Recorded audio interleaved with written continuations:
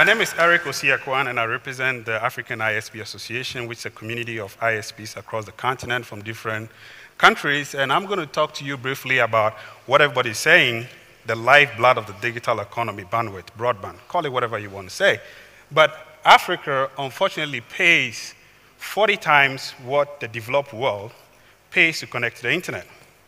I guess most of you have been seeing that whilst you're here in Africa, that your phone bills are high, the internet is very slow, and this is the reason. Why should the poorest be paying more to connect to the internet? Now, look on the other side, which is Africans spend about $500 million annually communicating with each other through third parties. That's not a problem. But look at the other side of it. Forget about the capital flight. But then the side of it is that Africans can spend $500 million communicating through third parties. So it means there's a lot of money in Africa when it comes to communication. So my theory is, how can we figure out how we can use that $500 million which goes out of the continent to reduce the 30% that we spend communicating with each other? The problem is that Africans are not communicating between themselves within the countries. Meaning, if you send an email right now, not in Tanzania because Tanzania has an exchange point, but if you go to play at Burundi, send an email from one ISP to the other, it goes to London and maybe to the US before coming to Burundi.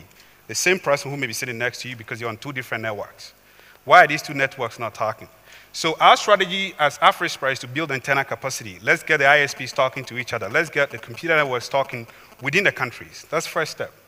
The second step is that we need to get the countries talking to each other, which is if I make a call to South Africa right now, it will go to London and maybe to Paris, back to London before going to South Africa. But if I make a call to South Africa, I should be able to go straight across the border to South Africa or maybe to Kenya. In the case of East Africa, it is changing because right now if you make a call on Safaricom or Celtel, it goes straight across the border. So there's change, there's progress. So hopefully we can take that $500 million and build a terrestrial infrastructure that is needed to make communication cheap. And until communication is cheap in Africa, we can't participate in the digital economy. I mean, talk about what was just being discussed, call centers. You need cheap bandwidth to be able to get outsourcing to come to the continent to create a lot of the business opportunities that's been talked about.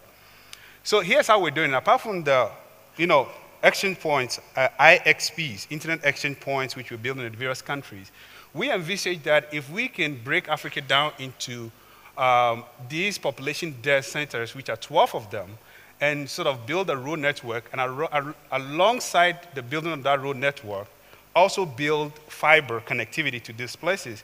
Quickly, you could see trade happening within Africa.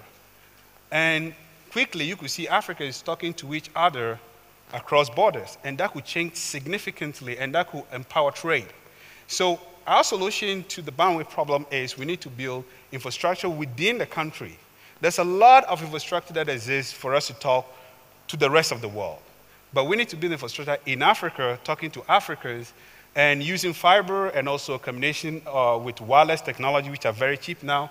We can get African wired up, and we can get Africans talking for next to nothing. Thank you. Hey. What do you estimate the cost is of doing that? What kind of investment is going to be needed? Well, there's an estimate that put this around $1 billion. So actually, 2 years, we can finance this infrastructure build-out. Something is a little bigger, but I think that there's money to pay for it. So $1 billion could do that. So if someone could please kindly work out there how 1/50th of the G8 thing could, is that, and then Nick's thing works and a lot else works. And we could get it going. But we're doing it. This is being built in some way. The elements of it in different countries. There's some fiber net going on. So it's what's the time? What do you believe is the timetable to get that done? Well, that it will happen. Well, likely. if we give Africa another 5 years. But you see, the problem with building this, the challenge right now is the fact that the political system doesn't allow one country to talk the other. For example, when I was coming here, I was scared that I may not get a visa at the border. But I'm an African. I should be able to enter Tanzania very easily than any other country in the world. If I'm going to South Africa, I should be able to enter South Africa more easily than any country in the world. It's the same way. So if I'm building fiber from Kenya, I should be able to enter Tanzania more easily. There's a company in Kenya that want to do this, but the Kenyan government and Tanzanian government says, no, we're not sure we're allowed to do it. So there's some renegation that needs to go, and it will happen. I believe it will happen, and it's happening. All right. Thank you. Thank you much. Thank you.